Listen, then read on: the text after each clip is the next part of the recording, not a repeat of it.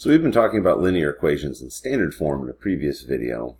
We talked about how we could multiply both sides of the equation by some number to get different equations that represented the same line and had the same set of solutions or xy pairs that make the equation true. And here I have a particular set of lines. Y equals 2x, y equals 2/3 x, y equals 1/2 x. And these all, you'll notice, they pass through the origin. And I've kind of written them in that y equals mx plus b form, except there really isn't a b. I mean, there is a b, but it's plus 0, plus 0, plus 0, because the y-intercept in all these equations is 0. And if I go to rewrite these in standard form, so I have y equals 2x plus 0, and I want to get the x and y on the same side, so I'll subtract 2x from each side to get y minus 2x equals 0 for this one. If I have y equals 2/3 x, and I guess plus 0, you don't have to write the plus 0. I'll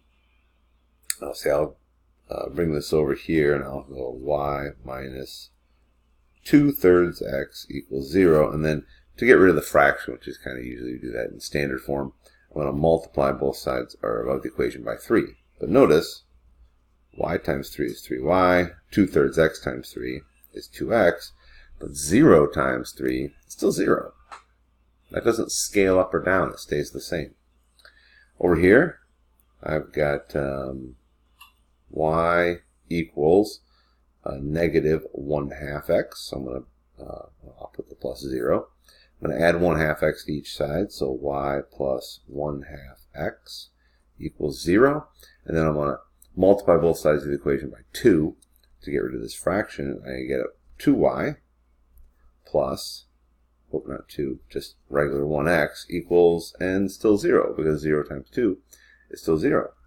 And then I can take an equation like this and say, with the other side, we multiplied both sides by some number in order to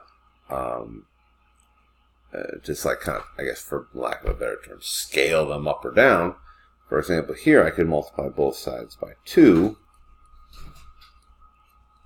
right?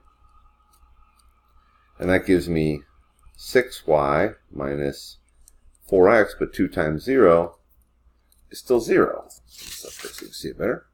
Still 0. So if you recall in that previous problem, I wanted to come up with an equation that had, say, 65 over here. Well, no amount of multiplying by anything is ever going to get me to something that has a 65 over here, because no matter what I multiply 0 by, I'm still going to end up with 0. So this just isn't going to work. So there's no way for me to sort of scale up or down, to multiply both sides of the equation by anything in order to get a constant term that's anything other than 0. Not 65 or 23 or 11 or 1. All right. On a seemingly unrelated note that I've completely put into this video for no apparent reason, we want to talk about equations like this. Say I had, I don't know, 3x plus 5y equals 17. And I wanted this to be equals 1 for some reason. Well, all I have to do is think about how I went from 17 to 1. That's not complicated. I divide by 17. So then I have to divide everything by 17.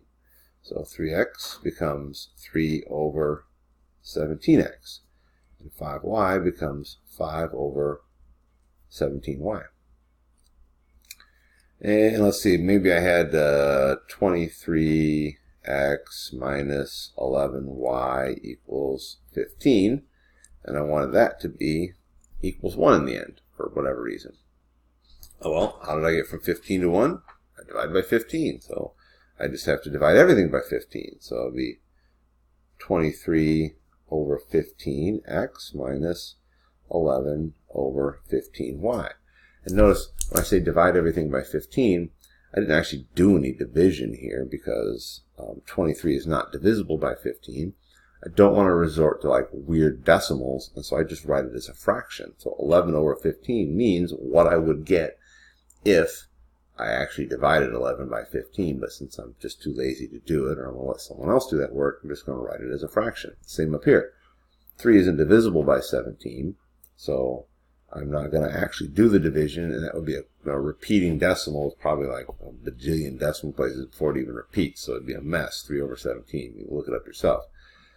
But I don't want to do that, so I'm just going to leave it as 3 over 17, which means 3 divided by 17. So 3 over 17 is just a representation of the number I would get if I actually punched into my calculator 3 divided by 17. I just don't want to do it. Much in the same way that, we'll get an answer like square root of 20 when we do Pythagorean theorem, and it's an irrational number, a decimal that just goes on forever without repeating. I don't want to deal with that, so I'm just going to leave it as square root of 20. It's much simpler. Okay? All right. Now, keep in mind that there are some types of linear equations, which I've seen somewhere before in the past, where you can't do this. You can't bring them down to 1. What types are they?